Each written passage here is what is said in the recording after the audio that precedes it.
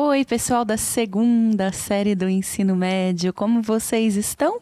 Eu sou a professora Maria Fernanda, aqui do Centro de Mídias da Educação do Estado de São Paulo, e hoje a gente vai ter uma aula um pouquinho diferente do nosso componente Reflexões sobre o poder do contrato social às redes. Como vocês todos e todas já sabem, nós estamos agora na SEI, que é a Semana de Estudos Intensivos, em que a gente vai retomando e também aprofundando alguns dos temas e assuntos que a gente veio discutindo ao longo de toda a atividade 1 do nosso componente.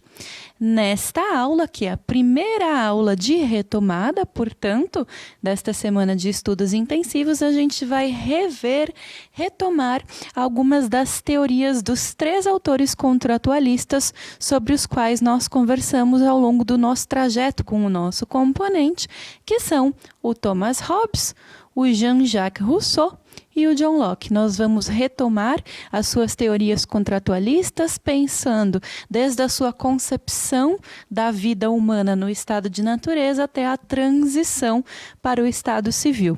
Vai ser uma boa retomada. Aproveitem muito e a gente se vê novamente em breve.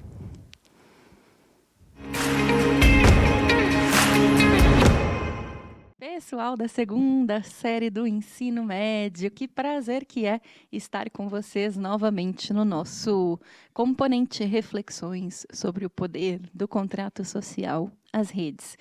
Esse é um componente, como vocês já sabem, que faz parte de um determinado aprofundamento que vocês escolheram aí na escola, né?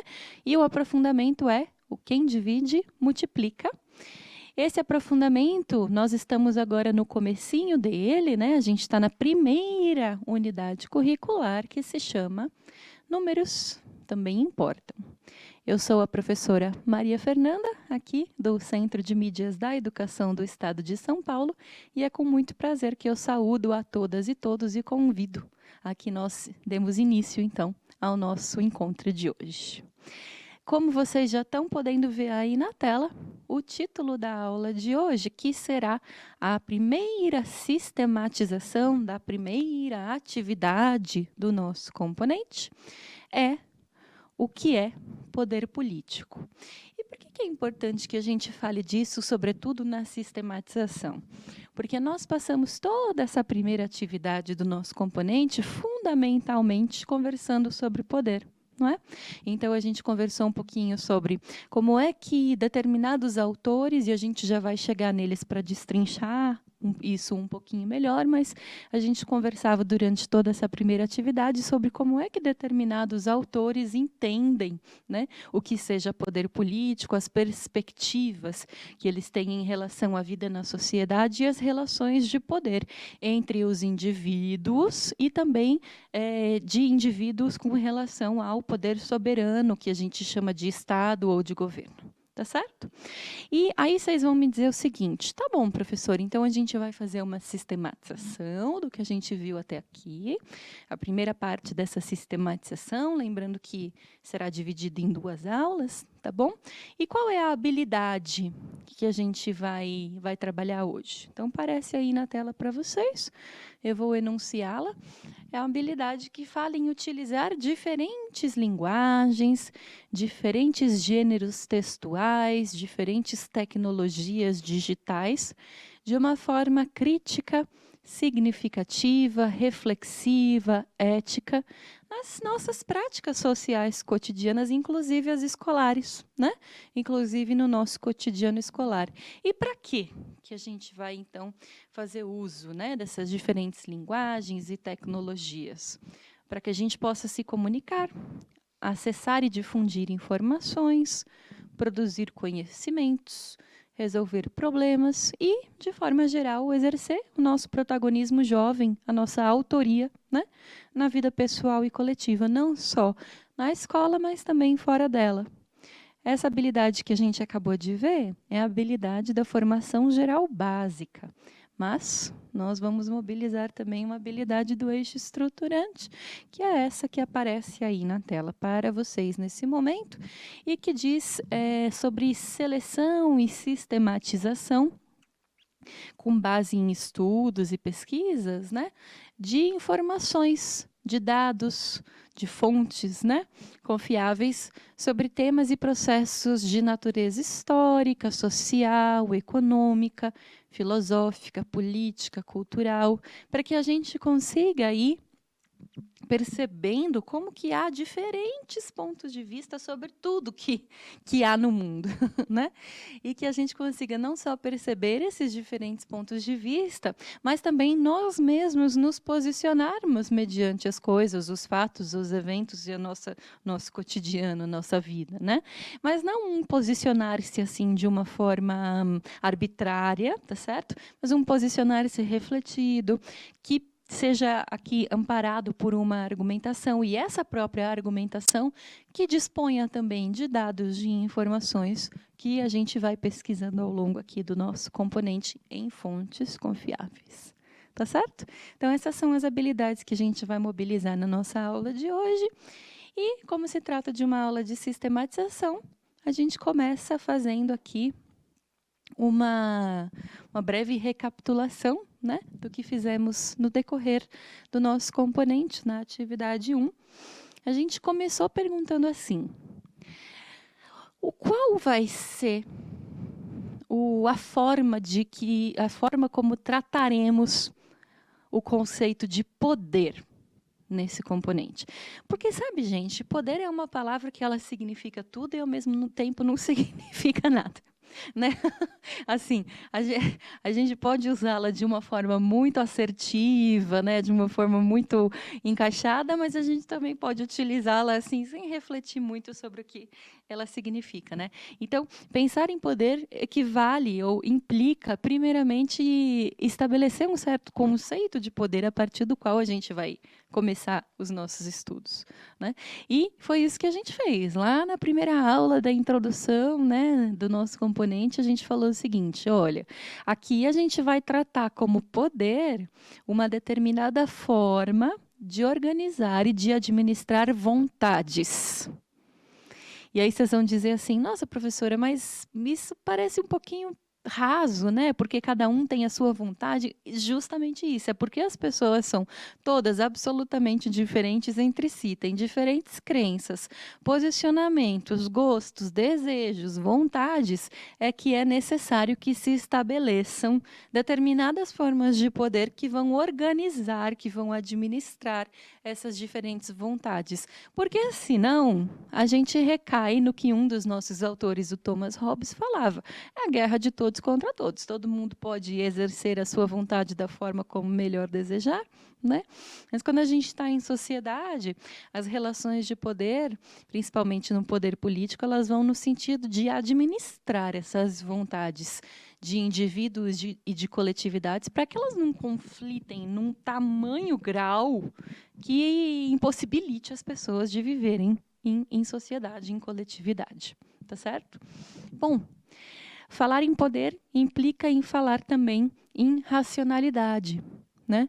Os poderes que se estabelecem, sejam eles de quais naturezas forem, mas principalmente o poder político, envolve uma certa racionalidade, uma certa forma de racionalidade que tem a ver com as técnicas para organizar a vida em sociedade. Tá certo? Sobre essa racionalidade para a organização da vida em sociedade é que a gente conversou no decorrer da nossa atividade, e a gente conversou sobre uma certa forma de racionalidade do poder político, uma certa forma de entendimento do poder político, que era o contratualismo, como aparece aí na tela para vocês. Então, o contratualismo, ele é uma determinada forma de entender o poder político, ou antes, uma determinada forma de entender como é que nasce, qual é o pontapé inicial, qual é a necessidade que dita aos homens, à humanidade, que é necessário que se estabeleça um poder político para administrar as vontades dos indivíduos e coletividades. Tá certo? Esse é o contratualismo, é essa certa vertente, esse braço do pensamento político que diz que há um determinado momento em que a humanidade olha para si mesma e diz: opa, do jeito que a gente está aqui, não está funcionando, do jeito, né, no estado de natureza, sem um governo, sem um Estado, sem um soberano, sem uma autoridade, né, não está funcionando. Então, a gente precisa pensar em como resolver essa situação. Essa coisa de todo mundo poder fazer tudo o que se deseja, no longo prazo, em última instância, coloca a possibilidade de que a própria raça humana venha a se extinguir. Então, como é que a gente vai fazendo esses ajustes, né? Esses contratos para chegar num ponto em que as vontades sejam administradas e sejam organizadas de forma que nenhuma vida seja ameaçada por outra, de forma que nenhuma propriedade seja ameaçada por outrem, tá certo? Então, esse é o contratualismo. E a gente tinha visto no decorrer da nossa atividade 1 que são 3 os principais autores contratualistas, né? Então, aí por ordem... Não está cronológica, não. A gente começa com o Thomas Hobbes, que é esse autor inglês, né, do século... Ele nasce no finalzinho do século XVI. Aí a gente tem o Jean-Jacques Rousseau, já no século XVIII. Rousseau, que foi um autor muito mobilizado pelos teóricos da Revolução Francesa. E a gente tem no meio, entre o Hobbes e o Rousseau, a gente tem o John Locke, outro autor inglês, que também pensou essas questões da origem do poder político. Então, a gente tem um autor que está escrevendo fundamentalmente no século XVII. A gente tem o Locke, que também produz no XVII, mas um pouco posterior, né, o Thomas Hobbes, e a gente tem já no XVIII, e quase fechando o XVIII, tem o Jean-Jacques Rousseau, que empresta suas teorias com muita intensidade para a Revolução Francesa, né? De forma geral, esses 3 autores eles têm posicionamentos diferentes em relação ao pontapé inicial, à necessidade fundamental que leva a humanidade a estabelecer um contrato para sair do seu estado de natureza e entrar no estado civil, ou seja, num estado em que as vontades humanas, individuais e coletivas são organizadas e administradas pelo Estado, tá certo? Então, o Thomas Hobbes vai encontrar isso precisamente no fato de que, para ele, a natureza humana é essencialmente má e, portanto, se deixados em estado de natureza, os homens, a humanidade, certamente chegaria à sua extinção. Então, a partir disso, a partir do desejo de proteger a própria vida, os homens entram, né, em estado civil, fundam a sociedade civil.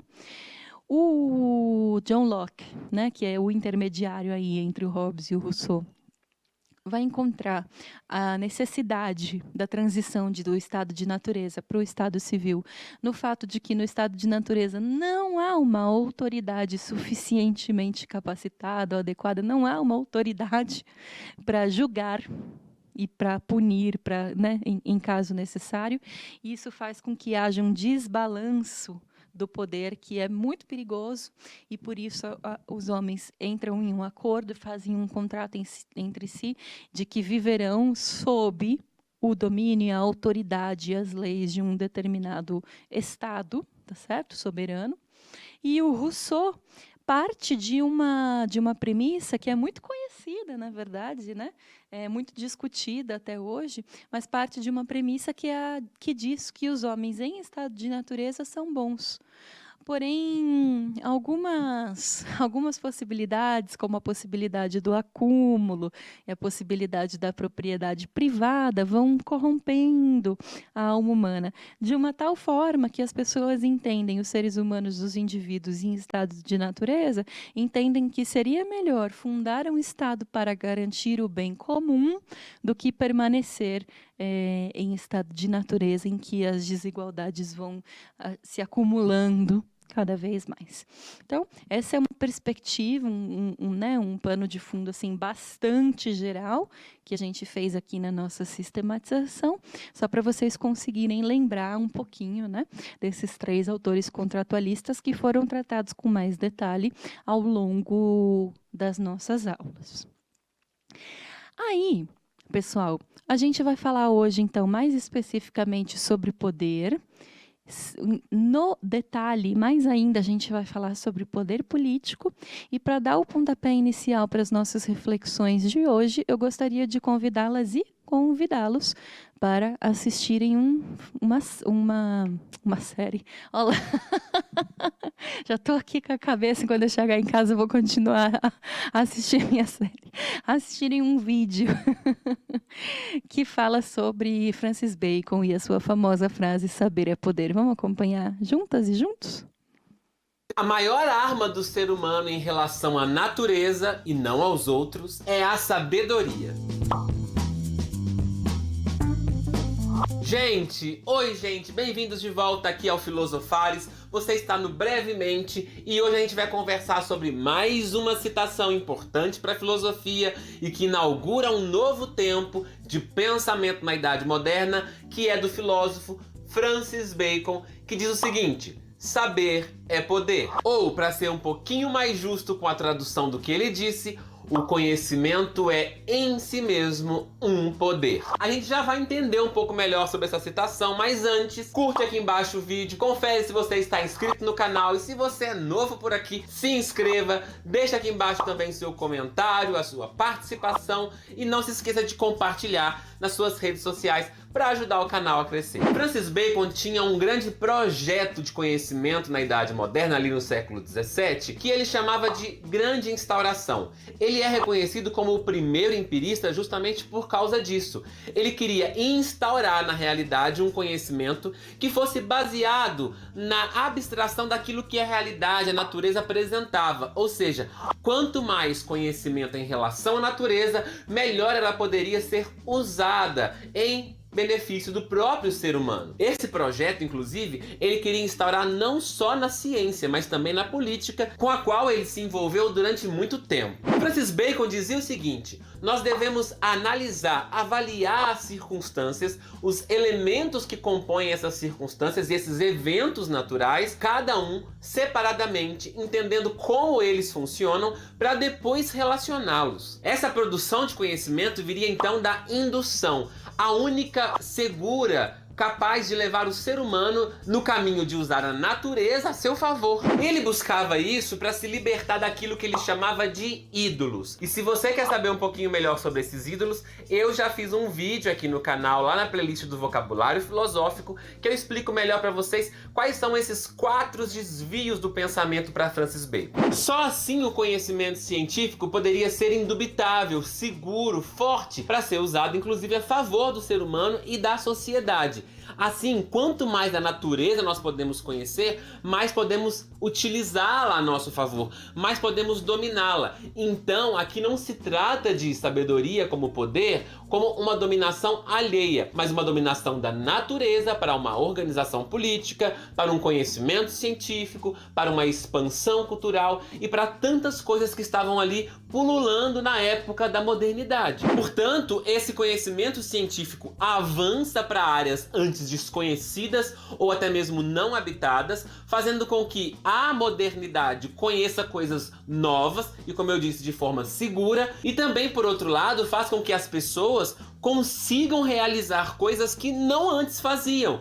Portanto, há também uma expansão do conhecimento, há uma expansão da razão e por isso há também uma expansão da cultura, da história, da política, da sociedade, como eu disse antes. Então, para resumir, primeiro você observa de forma individual, paciente, entendendo como cada coisa funciona. Depois, você organiza essa observação racionalmente, até mesmo trazendo novos elementos ou conectando coisas que já foram outras vezes observadas. E em terceiro lugar, você então projeta explicações gerais, leis gerais, para que elas sejam servidas na realidade, para que elas sejam utilizadas para uma melhoria da vida humana. Assim, então, a sabedoria se torna um poder. Bom, gente, por hoje é só. A gente se vê numa próxima. Deixa aqui embaixo a sugestão de tema para essa playlist. Tchau, tchau, tchau! Então, Francis Bacon estava falando para a gente, né, quando ele enunciou sua famosa frase "saber é poder", né? Ele estava falando para a gente fundamentalmente do saber em relação à natureza, os conhecimentos em relação à natureza. A natureza a gente entende como todo mundo físico que nos cerca, tá, pessoal? E não só necessariamente o ambiente verde, né? Enfim, mas todo o ambiente que nos cerca a gente pode entender como natureza, né? A parte física.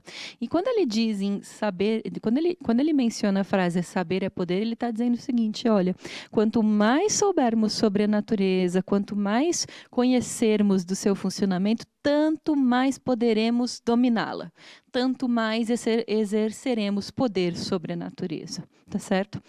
Esse poder de que Francis Bacon fala, ele é, claro, ele é uma relação de poder entre homem e natureza, mas a gente precisa pensar um pouquinho se isso significa que é necessariamente um poder político. Nem todas as formas de poder que as pessoas exercem são formas políticas de poder. E para falar um pouquinho sobre essa distinção, tá certo, entre poder e poder político, é que a gente vai trazer aqui uma citação de um filósofo político italiano, Norberto Bobbio, que lá em O Filósofo e a Política escreveu assim: emprega-se o termo política normalmente para designar a esfera das ações que tem relação direta ou indireta com a conquista e o exercício do poder último sobre uma comunidade de indivíduos em um território. Então, se é que conhecer melhor a natureza ali de uma determinada comunidade de indivíduos, de um determinado território, significará ter mais poder sobre esses indivíduos e sobre esse território, então sim, a gente pode entender que este seja um poder político. O poder político está sempre relacionado, segundo Norberto Bobbio, de ser humano para ser humano. Ele se exerce sempre de um indivíduo para outro, ou de uma coletividade para outra, ou de um indivíduo para uma coletividade. Mas sempre vai envolver nas duas pontas, ou mais pontas, dessa relação, seres humanos, indivíduos. Tá certo? E aí vocês vão pensar, tá bom, professor, eu entendi para o Norberto Bobbio o que é política, essa atividade que se exerce entre indivíduos ou coletividades e que tem a ver com a conquista do poder. Mas o que será que é poder? E aí a gente apela novamente para o Bobbio. A gente pergunta para ele, Bobbio, o que é poder? E ele vai dizer o seguinte: poder é a capacidade que cada sujeito tem de influenciar ou de determinar o comportamento de outros sujeitos. Isso é poder, certo? Por isso que a gente fala, nossa, aquele fulano é tão poderoso, porque a gente vê que existem indivíduos ou associações, enfim, que conseguem efetivamente influenciar, condicionar e determinar o destino de milhares de pessoas. Né? Se a gente for ver, para a gente pensar um pouquinho melhor sobre os tipos de poder, se a gente for retroagir lá para a Grécia Antiga, né, lá para Aristóteles, na sua obra magistral A Política, ele designava 3 diferentes tipos de poder. Né? Então, ele falava o seguinte: ó, o primeiro tipo de poder que a gente verifica é o poder que se estabelece de pai sobre filhos. Então, esse poder que é mais ou menos natural, que a gente chama de ex natura, é um poder que eu vou chamar aqui, diz o Aristóteles, vou chamar de poder paternal, tá certo?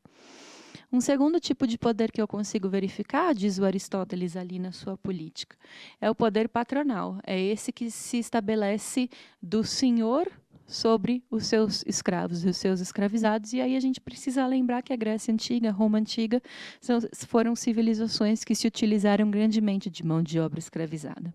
Então, esse poder paternal, que é o poder ex delicto, o poder de punir, de castigar, é o que configura esse poder do senhor sobre os escravos, a segunda forma de poder que o Aristóteles detecta.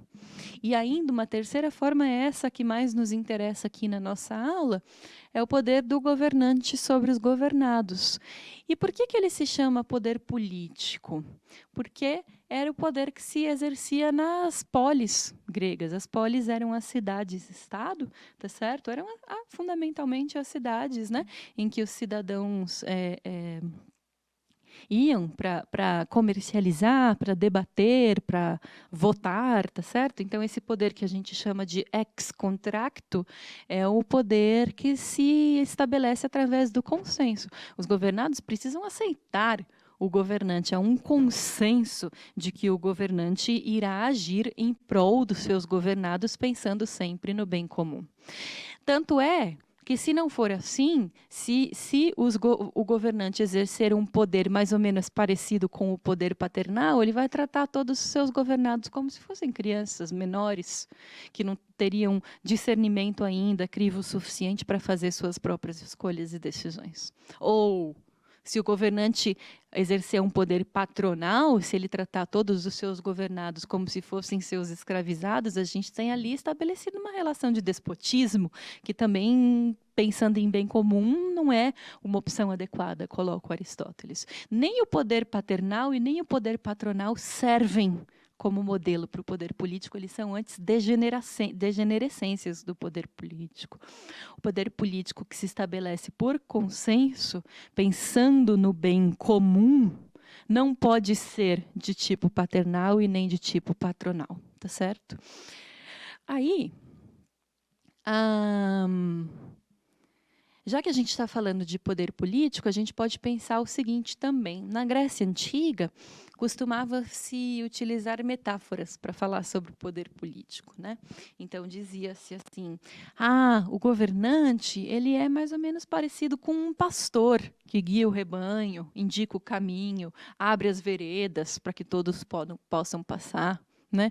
Ou então, o governante ele é mais ou menos parecido com um navegante, porque ele conduz a nau, porque ele vê os perigos em volta daquela nau, daquele navio, porque ele mostra o que os marujos precisam fazer, né?